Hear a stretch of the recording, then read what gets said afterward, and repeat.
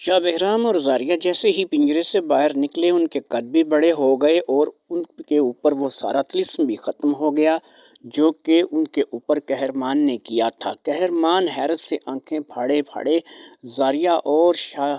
بہرام کو دیکھ رہا تھا۔ اسے سمجھ میں نہیں آ رہی تھی کہ یہ کیسے اس میری تکلیف سے آزاد ہو گئے، اس پنجرے سے یہ دونوں کیسے آزاد ہو گئے۔ ان سے اس بات کا کچھ بھی پتہ نہیں لگ رہا تھا اور نہ ہی اسے سمجھ میں آ رہی تھی، کیونکہ آج سے پہلے اس کا اللہ کی کلام سے واسطہ نہیں پڑا تھا، جبکہ زاریہ ایک نیک پری ہونے کے ساتھ ساتھ اللہ کی کلام میں بھی اللہ کے فضل و کرم سے کافی مہارت رکھتی تھی۔ اسے بہت سی صورتیں اور آیتیں یاد تھیں جن کو وہ زبانی پڑھا کرتی تھی، اور یہاں پر بھی زاریہ نے اسی چیز کا مظاہرہ کیا تھا کہ اس نے بجائے اپنے کسی علم کے یا بظاہر اپنی کسی طاقت کا مظاہرہ کرنے کے، یہاں پر اللہ کی کلام پڑھ کر کے قہرمان کو بے بس کر دیا تھا۔ قہرمان جتنا مرضی جادو جانتا ہو، لیکن زاریہ کا ایمان تھا کہ اللہ کی کلام کے آگے اس کا کچھ بس نہیں چلے گا، اور یہی کچھ ہو بھی رہا تھا۔ وہ جیسے جیسے اللہ کی کلام کو پڑھتی جا رہی تھی ویسے ویسے قہرمان کی حالت خیر سے غیر تک ہوتی جا رہی تھی، حتیٰ کہ قہرمان کا چہرہ بے حد سیاہ اور بھیانک ہو گیا اور اسے اللہ کی کلام کی آواز جو ہے وہ اپنے کانوں میں ایسے محسوس ہو رہی تھی جیسے اس کی کانوں میں سیسا پگھلا کر ڈال دیا ہو۔ اس نے اپنے دونوں کانوں کے اوپر ہاتھ رکھ لیا، کیونکہ وہ شیطان کا پیروکار تھا اور اس سے آج تک اللہ کی کلام سے واسطہ ہی نہیں پڑا تھا، لیکن آج اللہ کی کلام پڑھ کے زاریہ نے اس کی ساری جادوئی اکڑ نکال دی تھی اور اسے بے بس کر کے رکھ دیا تھا۔ زاریہ مسلسل اللہ کی کلام کا ورد کیے جا رہی تھی، وہ قرآن کی آیات کو پڑھ رہی تھی اور اسی طریقے سے وہ بلند آواز میں تلاوت کیے جا رہی تھی۔ شاہ بہرام نے بھی اس چیز کو محسوس کر لیا تھا کہ جو کام شاہ بہرام اپنی تلوار کے زور سے نہیں کر سکا تھا، یعنی کہ شاہ زمان کے روپ میں قہرمان کو ہرانے کا، وہ کام اب زاریہ نے اللہ کی کلام کے ذریعے سے کر دیا تھا۔ شاہ بہرام کو بھی زاریہ کا یہ روپ پہلی بار سامنے آیا تھا۔ اس نے کبھی بھی زاریہ کو اس سے پہلے ایسے روپ میں نہیں دیکھا تھا۔ بہرحال زاریہ کے چہرے پر ایک عجیب سا سکون تھا اور زاریہ مسلسل اللہ کی کلام کا ورد کر رہی تھی۔ زاریہ نے کوئی سورہ مبارکہ شروع کر رکھی تھی جسے وہ زبانی حفظ کی ہوئی تھی اور اسی کو پڑھے چلے جا رہی تھی، اور جیسے جیسے وہ سورہ مبارکہ آگے بڑھتی چلی جا رہی تھی، قہرمان کی ساری اکڑ فوں ناک کے راستے سے نکل گئی تھی۔ اس کا چہرہ انتہائی بھیانک ہو چکا تھا اور پھر وہ ایک طرف لرزنے لگا اور ایک طرف لرزتا لرزتا گر گیا۔ گر کر وہ زمین پر لوٹ پوٹ ہونے لگا اور اسی طریقے سے وہ لوٹ پوٹ ہوتا ہوا ایسی حالت میں پہنچ گیا کہ اب وہ مرنے کے بالکل قریب تھا۔ اس حالت میں دیکھ کر کے زاریہ نے چند لمحے کے لیے شاہ بہرام کو کہا، اور اپنی تلاوت کو اس نے تھوڑی دیر کے لیے روک دیا۔ اس نے کہا کہ اس کافر کا سینہ چھلنی کر دو، اس کو تلوار مارو اور اس کا خاتمہ کر دو تاکہ یہ کافر ہمیشہ ہمیشہ کے لیے دنیا سے ختم ہو جائے۔ شاہ بہرام نے زاریہ کی بات سنتے ہی فٹافٹ سے اپنی تلوار سونتی اور تلوار سونت کر کے وہ قہرمان کے سر پر پہنچ گیا اور اس نے ایک ہی وار نپات اللہ، جو کہ بہت ہی مناسب سا وار تھا، اس نے کیا اور اس نے ایک ہی وار میں قہرمان کا سر اڑا دیا۔ جیسے ہی اس نے قہرمان کا سر اڑایا، ایک دھماکہ ہوا اور وہاں سے قہرمان کا جسم دھواں بن کر غائب ہو گیا۔ اس کا سر بھی غائب ہو گیا اور اس کا جسم بھی غائب ہو گیا۔ اس کا سر اور جسم کے غائب ہونے کے بعد اب شاہ بہرام نے دیکھا کہ وہاں پر ایک نوجوان لڑکا پڑا ہے جس کی سفید پوشاک ہے۔ اس نے سیاہ نہیں بلکہ سفید رنگ کے کپڑے پہن رکھے ہیں، اور وہ لڑکا اپنی شکل و صورت سے کوئی برا معلوم نہیں ہوتا ہے۔ زاریہ نے بھی کلام روک دی اور فٹافٹ آگے بڑھی اور اس لڑکے کے پاس پہنچ گئی۔ اس نے فٹافٹ سے شاہ بہرام کی طرف اشارہ کیا اور اس نے کہا، شاہ بہرام، یہ اصلی شاہ زمان ہے جو کہ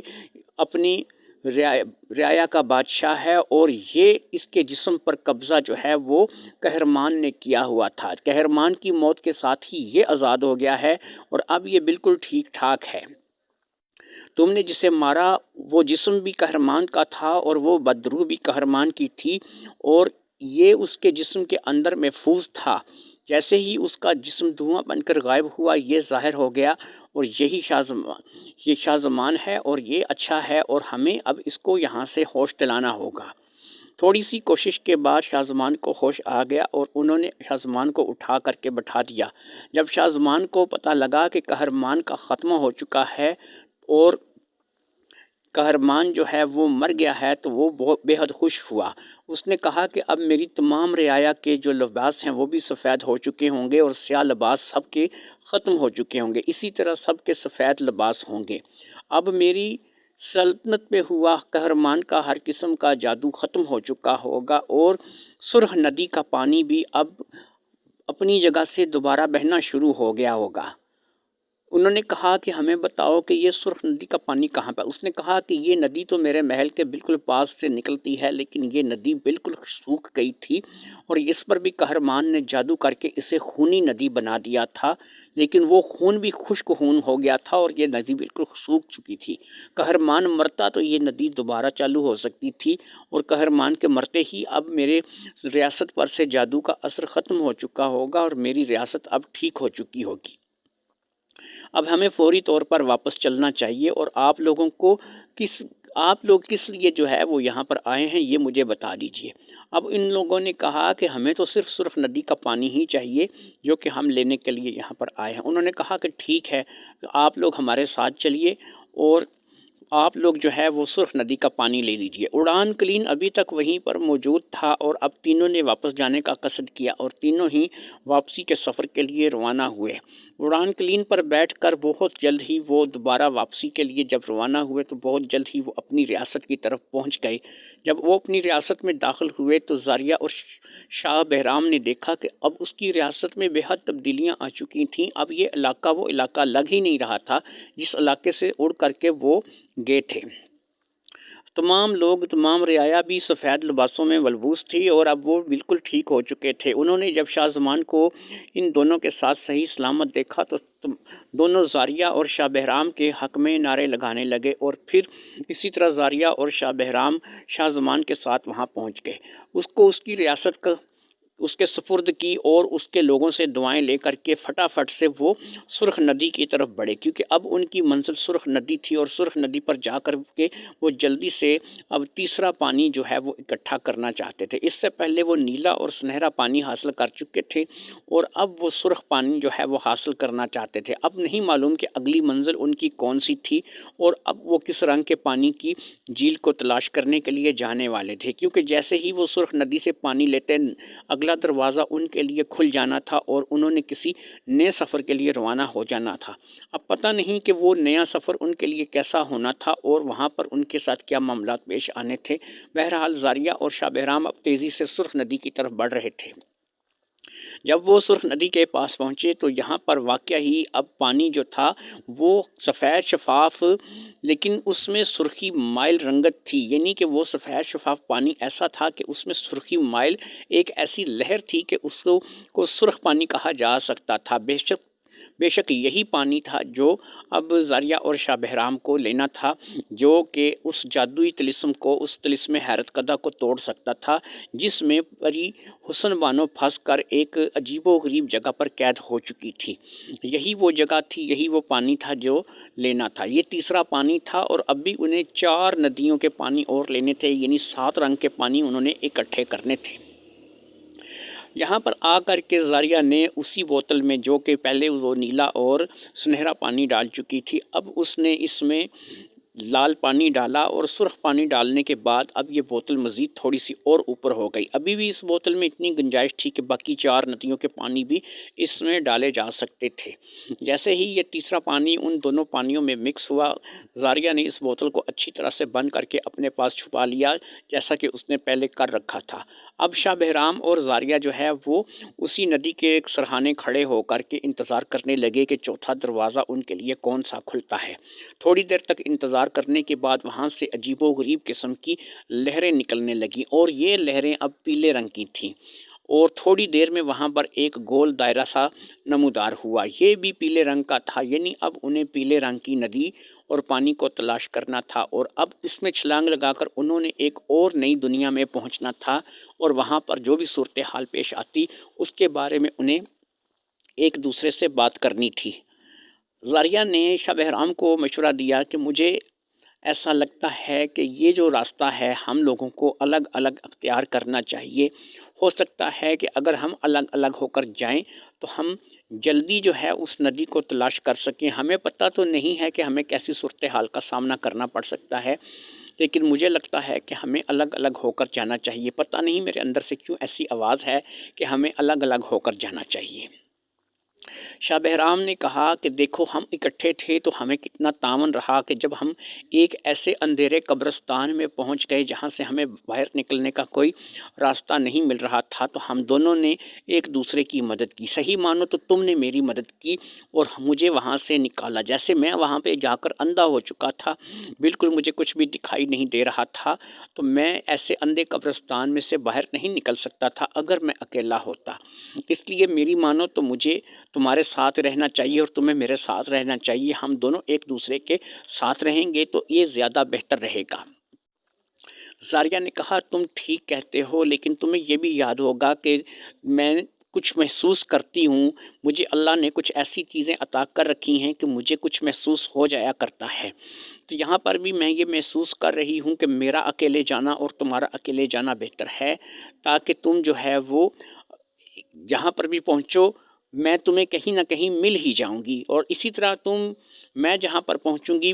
تم مجھے کسی نہ کسی جگہ مل جاؤ گے۔ اس لیے تمہیں علیحدہ اور مجھے علیحدہ جو ہے وہ جانا ہوگا۔ میرا اندر یہی کہہ رہا ہے۔ تم نے کئی بار اس چیز کو محسوس کیا ہوگا کہ اللہ نے مجھے ایک طاقت دے رکھی ہے کہ میں اچھائی اور برائی کو محسوس کرتی ہوں۔ مجھے بھی ایک سوگند آتی ہے ہر انسان کے جسم سے جو اچھائی اور برائی کو تمیز کرتی ہے۔ تو اسی لیے میں نے تمہیں کہا تھا پچھلی بار کہ وہ جادوگر شیطان تھا جس نے ہم سے سنہرا پانی منگوایا تھا، اور پھر جب ہم شاہ زمان سے ملے تھے تو میں نے تمہیں بتایا تھا کہ مجھے وہاں سے گندی بدبو آئی ہے جو کہ قہرمان کے ہونے کی نشانی تھی، اور پھر مجھے اچھی خوشبو بھی اسی میں سے آئی تھی جو کہ شاہ زمان کے ہونے کی نشانی تھی۔ تو اس لیے وہ دوہری شخصیت کا مالک تھا، یعنی کہ شاہ زمان کے جسم میں قہرمان کا قبضہ تھا۔ تو اب میں تمہیں یہ کہہ رہی ہوں کہ پتہ نہیں میرے اندر سے کیوں ایک آواز ہے، یہ کوئی علم نہیں ہے، یہ کوئی جادو نہیں ہے، بس ایسا کہہ سکتے ہو کہ یہ میری کوئی چھٹی حص ہے جو مجھے اللہ نے عطا کی ہے، میری قدرت کی طرف سے کوئی اشارہ ہے کہ میں اور تم اس دروازے میں علیحدہ علیحدہ داخل ہوں۔ شاہ بہرام نے کہا ٹھیک ہے، تمہاری بات سن کر مجھے یہ احساس ہوا ہے کہ واقعہ ہی تمہارے اندر اللہ تعالیٰ نے کوئی خاص صلاحیتیں دے رکھی ہیں جن کو میں بھی محسوس نہیں کر سکتا۔ میں تو پری بانیوں کی خوشبو کے علاوہ کسی اور خوشبو کو محسوس نہیں کر سکتا، لیکن تم نے ابھی تک جس طریقے سے مظاہرہ کیا ہے اس سے یہ پتہ چلتا ہے کہ تم جو ہے وہ واقعہ ہی بہت ساری چیزوں کو محسوس کر لیتی ہو، اچھائی اور برائی کی طاقت کو محسوس کر لیتی ہو۔ اس لیے میں تمہاری بات کو مانتا ہوں اور میں جو ہے وہ علیحدہ جاتا ہوں اور تم یہاں سے علیحدہ جاؤ۔ تو ٹھیک ہے، سب سے پہلے ایسا کرتا ہوں کہ پھر میں ہی اللہ کا نام لے کر کے اس دروازے میں داخل ہو جاتا ہوں، اور پھر میرے بعد تم اس دروازے میں داخل ہو جانا۔ زاریہ نے کہا ٹھیک ہے، تم اللہ کا نام لو، اس دروازے میں داخل ہو جاؤ، اور پھر انشاءاللہ تعالیٰ تمہارے پیچھے میں بھی اسی دروازے میں آتی ہوں۔ لیکن مجھے ایسا لگتا ہے کہ تم کسی اور جگہ پہنچو گے اور میں کسی اور جگہ پہنچوں گی، اور ہمارا جو میل ہے وہ یہاں سے بعد میں ہوگا، اور پتہ نہیں کہ یہاں پر داخل ہونے کے بعد ہماری جادوئی طاقتیں کام کریں گی یا نہیں کریں گی، یہ بھی ہمیں وہیں پر جا کر کے پتہ چلے گا۔ اور اگر ہماری جادوئی طاقتوں نے وہاں پر جا کر کے کام کرنا بند کر دیا تو پھر ہم دیکھیں گے کہ ہم اپنی ذہانت سے کس طریقے سے وہاں سے نکل سکتے ہیں اور پیلی ندی کا پانی ہم کس طرح سے حاصل کر سکتے ہیں۔ یہ کہہ کر کے اب شاہ بہرام نے اللہ کا نام لیا اور اس نے اس پانی میں چھلانگ لگا دی، اور جیسے ہی اس نے اس پانی میں چھلانگ لگائی اس کو ایسا محسوس ہوا کہ وہ بہت ہی گہرائی میں گرتا چلا جا رہا ہے، جیسا کہ ہر بار وہ نئے دروازے میں داخل ہوتے ہوئے محسوس کرتا تھا۔ اسے اس بار بھی ایسا ہی محسوس ہو رہا تھا کہ جیسے وہ بہت ہی زیادہ گہرائی میں گرتے چلے جا رہا ہے۔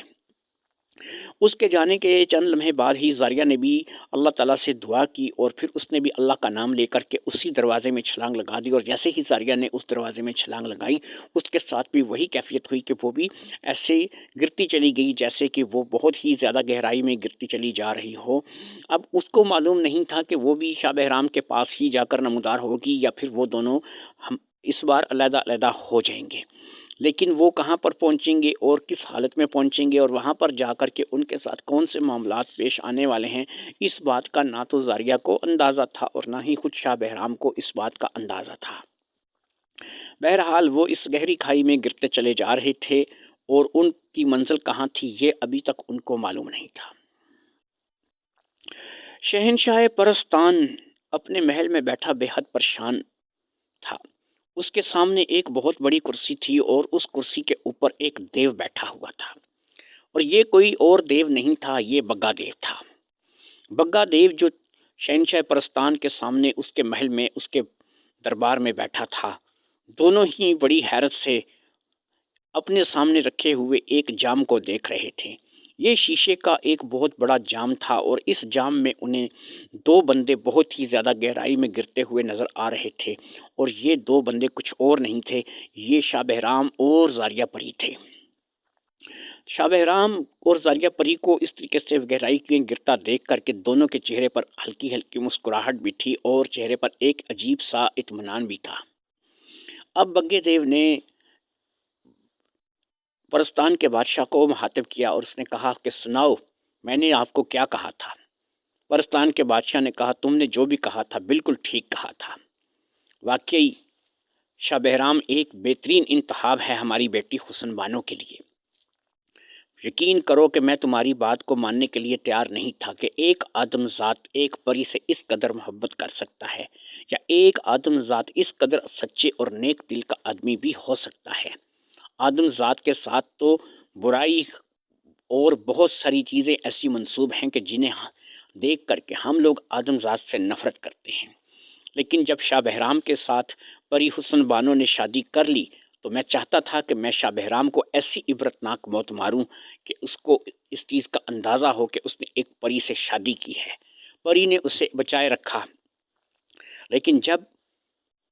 انسانی روپ میں وہ تھی تو میں اس تک پہنچ نہیں سکتا تھا، لیکن جب اس نے اپنا روپ بدلا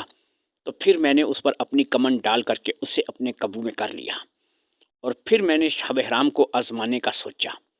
زاریہ کو بھی اس بات کا پتہ نہیں ہے کہ اس ساری کھیل کے پیچھے میں ہوں، لیکن زاریہ بھی پورے سچے دل کے ساتھ اپنی سہیلی کے لیے اور شاہ بہرام کے لیے کام کر رہی ہے۔ یہ سارا جال میرا اور تمہارا پھیلایا ہوا ہے۔ تم میرے پاس اس کے سفارشی بن کر آئے اور تم نے کہا کہ شاہ بہرام کو مجھے معاف کرنا چاہیے، اور میں شاہ بہرام جو ہے وہ ایک اچھا اور نیک انسان ہے۔ میں اس چیز کو ماننے کے لیے تیار نہیں تھا، تو تم نے مجھے کہا کہ کوئی ایسا جال بنو کہ جس میں شاہ بہرام پھنس جائے، اور پھر دیکھو کہ شاہ بہرام پری بانو کے لیے کیا کر سکتا ہے۔ ہم نے یہ ایک ایسا جال بنا اور اس کو ایک ایسی دنیا میں پھنسا دیا، ایک ایسے طلسم میں پھنسا دیا کہ اب وہ اس طلسم سے اسی وقت نکل سکے گا کہ جب وہ 7 ندیوں کا پانی لا کر کے پری بانو پر ڈالے گا اور پری بانو دوبارہ سے اس کے ساتھ مل پائے گی۔ یہ سارا کھیل ہمارا رچایا ہوا ہے، ہم نے ہی ساحل کو اس کے پیچھے بھیجا۔ ساحل جتنی مدد اس کی کر سکتا تھا کیا، لیکن وہ خود بھی اپنی مدد آپ کے تحت چل رہا ہے۔ زاریہ بھی اس کی بھرپور مدد کر رہی ہے، لیکن زاریہ اس حقیقت سے واقف نہیں ہے کہ اس کے پیچھے ہے کون، پری بانو کو قید کس نے کیا ہے، اس شہر پر طلسم کس نے کیا ہے، اور کون ہے جو یہ سب کچھ کر رہا ہے۔ اگر زاریہ کو اس بات کی حقیقت کا علم ہوتا تو وہ اس قدر سنجیدگی کے ساتھ ہو سکتا ہے کہ شاہ بہرام کا ساتھ نہ دیتی، لیکن آج مجھے اس چیز کا اندازہ ہوا ہے کہ زاریہ ایک بہت ہی عظیم پری ہے۔ اس نے اپنی سہیلی کے لیے اور شاہ بہرام کے لیے جس قدر تکلیفیں جھیلی ہیں اور جس قدر مشکلوں کا سامنا کیا ہے، اس سے مجھے ثابت ہوتا ہے کہ زاریہ اور شاہ بہرام جیسا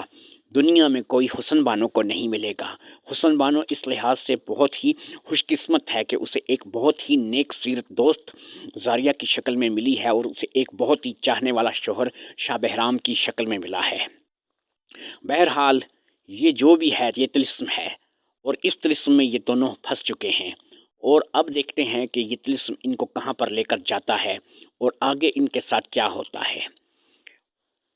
یہی کچھ جو ہے اب ہم یہاں پر بیٹھ کر دیکھیں گے۔ اس جام میں، اس جام جہانما میں ہمیں سب کچھ نظر آئے گا، لیکن ان دونوں کو پتہ نہیں ہے کہ یہ سب کچھ ہمارا ہی پھیلایا ہوا جال ہے، اور آخر میں انہوں نے پہنچنا ہمارے پاس ہی ہے، اور حسن بانو کو جب وہ آزاد کرا لیں گے تو پھر ہم دونوں سامنے آئیں گے۔ بگے دیو نے کہا ٹھیک ہے، لیکن تم نے دیکھ لیا کہ میں نے تمہیں ٹھیک کہا تھا کہ شاہ بہرام واقعی ہی شاہ بہرام ہے، وہ اپنی بیوی کے لیے، اپنی پری کے لیے بہت کچھ کرے گا۔ لیکن مجھے تو زاریہ پہ حیرت ہے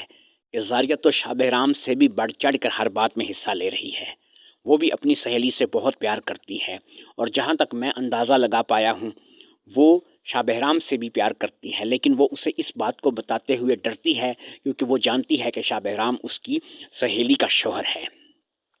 بادشاہ نے کہا کہ میں جہاں دیدہ نظر رکھتا ہوں، مجھے بھی زاریہ کی نگاہوں میں شاہ بہرام کے لیے پسندیدگی نظر آتی ہے، لیکن یہ یاد رکھو کہ واقعی وہ بتانے سے ڈر رہی ہے، کیونکہ اگر اس نے بتایا تو ہو سکتا ہے کہ شاہ بہرام ہی اس بات کا غصہ کر جائے، یا پھر یہ بھی ہو سکتا ہے کہ شاہ بہرام اگر زاریہ کی محبت کو قبول کر لے تو پھر پری بانو کے ساتھ اس کو ایسا محسوس ہو کہ اس نے بے وفائی کی ہے۔ بہرحال جو بھی ان کے معاملات چلتے ہیں چلنے دو، اور دیکھو کہ آگے ان کے ساتھ کیا ہوتا ہے۔ شاہ بہرام کو ہوش آیا تو شاہ بہرام نے دیکھا کہ یہ ایک چٹیل میدان ہے، دور دور تک کسی انسان کا نام و نشان تک نہیں، ایک میدان ہے جس میں وہ ایسے بے یار و مددگار پڑا ہے، اس کی حالت بے حد خستہ ہے، اور وہ اس بات سے بے حد پریشان ہے کہ اس کے اوپر سورج پوری آب و تاب کے ساتھ چمک رہا ہے۔ یہ کوئی ایسا میدان تھا کہ جو ریگستان تو نہیں تھا، لیکن یہ میدان تھا، کوئی آبادی بھی قریب معلوم نہیں ہوتی تھی، اور اسے ایسا محسوس ہو رہا تھا کہ وہ کسی ایسی جگہ پر آ گیا ہے کہ جہاں پر وہ آ کر کے بڑی بری طرح سے پھنس گیا ہے۔ اس سے جہاں پر جب وہ گرا تھا تو اسے چوٹوں کا احساس ہوا تھا، لیکن یہ چوٹیں اس قدر نہیں تھیں کہ جو اسے بہت زیادہ تکلیف پہنچاتی، البتہ اس کے کپڑوں کی حالت کافی خستہ ہو جانی چاہیے تھی۔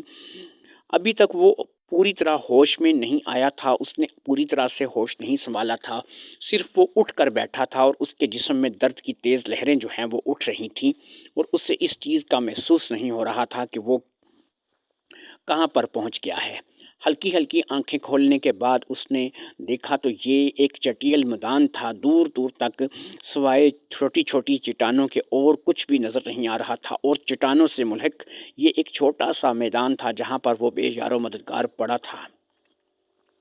کچھ گدھ اس کے اوپر سے گزرتے چلے جا رہے تھے، اڑتے چلے جا رہے تھے، شاید وہ اس کو مردہ سمجھ کر کے اس کے سر کے اوپر منڈلا رہے تھے، لیکن جیسے ہی اس نے حرکت کی تھی ان گدھوں نے بھی اپنی اپنی راہ لی تھی، اور وہ بھی اپنی اپنے راستے پر چل پڑے تھے۔ انہیں بھی محسوس ہو گیا تھا کہ یہ کوئی مردہ نہیں ہے بلکہ ایک زندہ انسان ہے، اور وہ بہرحال زندہ انسان پر حملہ نہیں کر سکتے تھے اور اسے نہیں کھا سکتے تھے، یہ ان کی فطرت کے خلاف تھا۔ وہ صرف مردہ ہی کھاتے تھے اور مردے پر ہی اٹیک کرتے تھے۔ اس لیے اب شاہ بہرام کو کیونکہ ہوش آ چکا تھا اور اس نے اپنی آنکھوں کو پوری طرح سے کھول لیا تھا، تو وہ اٹھ کر کے کھڑا ہو گیا، اور جیسے ہی وہ اٹھ کر کھڑا ہوا پہلی بار اس پر ایک حیرت کا پہاڑ ٹوٹ پڑا، اور اس پر ایک عجیب و غریب قسم کا انکشاف ہوا۔ شاہ بہرام اس وقت ایک گھاگرا چولی میں تھا، اور اس کے سر پر ایک باقاعدہ دوپٹہ جو تھا وہ اوڑا ہوا تھا۔ اس نے اپنے جسم کو ہاتھ لگا کر کے محسوس کرنا شروع کیا تو اس پر یہ انکشاف ہوا کہ وہ شاہ بہرام کی شکل میں نہیں تھا، بلکہ وہ تو ایک لڑکی کی شکل میں تھا جو کہ ایک گھاگرا چولی اور سر پر دوپٹہ جو ہے وہ پہنے ہوئے تھی۔ اس کے پاؤں میں جوتی نہیں تھی، اور اس کا جسم جو تھا وہ بھی، اس کی بناوٹ بھی بالکل لڑکیوں جیسی تھی، یعنی کہ شاہ بہرام کے لیے یہ جھٹکا تھا کہ وہ مکمل طور پر ایک عورت کے روپ میں کنورٹ ہو چکا تھا، وہ ایک مکمل طور پر ایک لڑکی کے روپ میں آ چکا تھا۔ شاہ بہرام کا صرف دماغ ایسا تھا کہ جو اس کا ساتھ دے رہا تھا، کہ اسے پتا تھا کہ وہ شاہ بہرام ہے، وہ کہاں سے آیا ہے، اس کی منزل کیا ہے، اس کے معاملات کیا ہیں۔ شاہ بہرام نے اپنے کپڑوں کی اچھی طرح سے تلاشی لے لی۔ اب نہ تو اس کے پاس تلوار تھی، نہ اس کے پاس کوئی گیند تھی، اور نہ ہی اس کے پاس کوئی مشل تھی، یعنی تینوں چیزیں بھی اس کے ساتھ غائب تھیں، اور اب وہ مکمل طور پر ایک لڑکی کے روپ میں تھا۔ اب وہ جلد سے جلد کسی ایسی جگہ پر پہنچنا چاہتا تھا جہاں پر کچھ آبادی ہو، یا پھر پانی کا کوئی ایسا چشمہ نظر آ جائے کہ جس میں وہ اپنا عکس دیکھے، اور اسے پتہ چلے کہ اس کی جو شکل ہے وہ کیسی ہے اور وہ اپنے آپ کو مکمل طور پر محسوس کر سکے۔ اس کام کے لیے اس نے فوری طور پر پانی کے چشمے کی تلاش کا آغاز کر دیا۔ ایک تو اسے پیاس لگ رہی تھی، دوسرا وہ اپنا رنگ روپ دیکھنا چاہتا تھا۔ جسم کے لحاظ سے تو اس کا رنگ گورا تھا اور وہ کافی صحت مند اٹی کٹی لڑکی کی شکل میں تھا، لیکن بہرحال وہ اپنی شکل بھی دیکھنا چاہتا تھا جو کہ کسی پانی میں جا کر کے وہ دیکھ سکتا تھا۔ شاہ بہرام کو سمجھ میں نہیں آ رہا تھا کہ وہ کیا کرے کیا نہ کرے اور اس کو کیسے جو ہے اب اس جنجال سے وہ نکل سکتا ہے۔ بہرحال وہ جو بھی تھا اس نے سب کچھ قبول کر لیا تھا اور اسی حالت میں چلتے چلتے وہ ڈھونڈ رہا تھا کوئی ایسی جگہ جہاں پر اسے پانی مل جائے اور وہ پانی میں اپنا عکس دیکھ سکے۔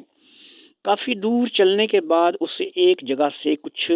جھرنا سا گرنے کی آواز سنائی دی۔ وہ جھرنا بھی پہاڑ سے ایسا لگتا تھا کسی اونچے پہاڑ سے گر رہا ہے۔ اس نے اسی طرف اسی آواز کے سمت چلنا شروع کر دیا اور پھر چلتے چلتے وہ ایک ایسی جگہ پر پہنچا جہاں پر واقعہ ہی پہاڑ کی کافی اونچائی سے نیچے جھرنا گر رہا تھا اور نیچے ایک پانی کا چشمہ تھا جو کہ اسی جھرنے کی وجہ سے بن گیا تھا۔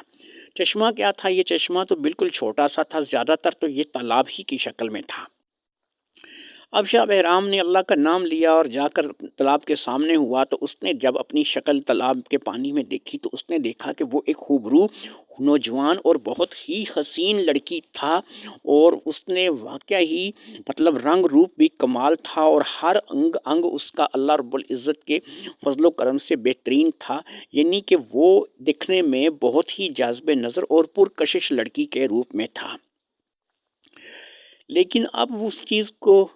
اس نے کیا کرنا تھا اسے سمجھ میں نہیں آ رہی تھی کہ میرا یہ روپ تو سارا بدل چکا ہے، میں کہاں پر ہوں؟ یہاں پر تو کوئی آبادی بھی نہیں ہے اور میں یہاں پر کیا کر رہا ہوں؟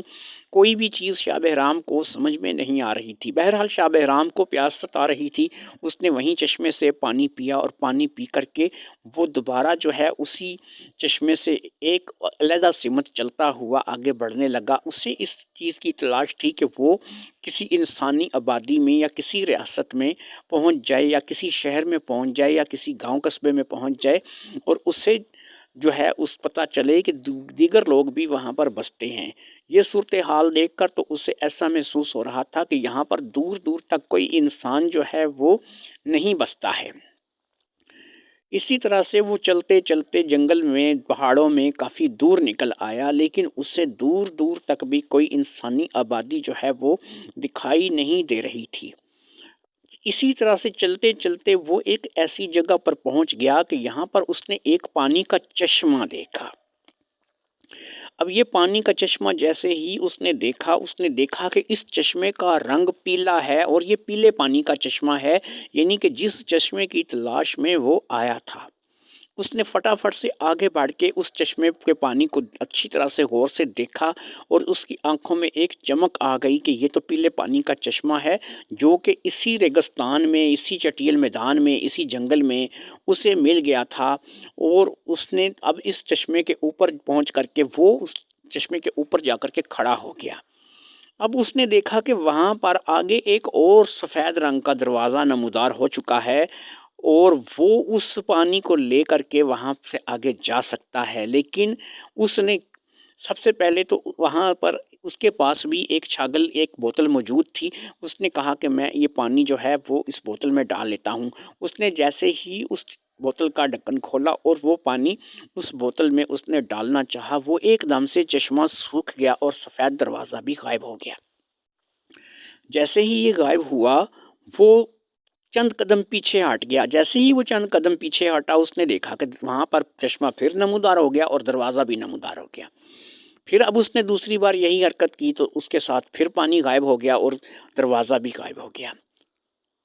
اب جیسے ہی وہ پانی سے دوبارہ پیچھے ہٹا، اب ایک غیب سے ندا اس کے پاس آ گئی۔ ایک آواز آئی سے، ایسا اسے محسوس ہوا کہ جیسے کسی نے اسے مخاطب کیا ہو، کیسے اسے کسی نے بتایا ہو۔ اور اب وہ مخاطب اس کو کیا کیا جا رہا ہے؟ مخاطب یہ کیا جا رہا ہے کہ شاہ بہرام جب تک تیرا جوڑی دار تیرے ساتھ نہیں ہوگا تو سفید دروازے میں داخل نہیں ہو سکتا۔ اور دوسری بات یہ ہے کہ کسی بھی نئے بوتل میں، کسی بھی نئی چھاگل میں اب اس پانی کو نہیں ڈالا جا سکتا، کیونکہ پانی کی ترتیب جو ہے وہ یوں ہے کہ سب سے نیچے نیلا پانی ہے، اس کے اوپر سنہرا پانی ہے، پھر لال پانی ہے اور پھر اس کے اوپر یہ پیلا پانی آئے گا، تو یہ پانی کی ترتیب بنے گی۔ اس لیے جب تک تمہیں تمہارا ساتھی نہیں ملتا، تمہارا جوڑی دار نہیں ملتا، تم اس وقت تک نہ ہی تو سفید دروازے میں داخل ہو سکتے ہو اور نہ ہی تم جو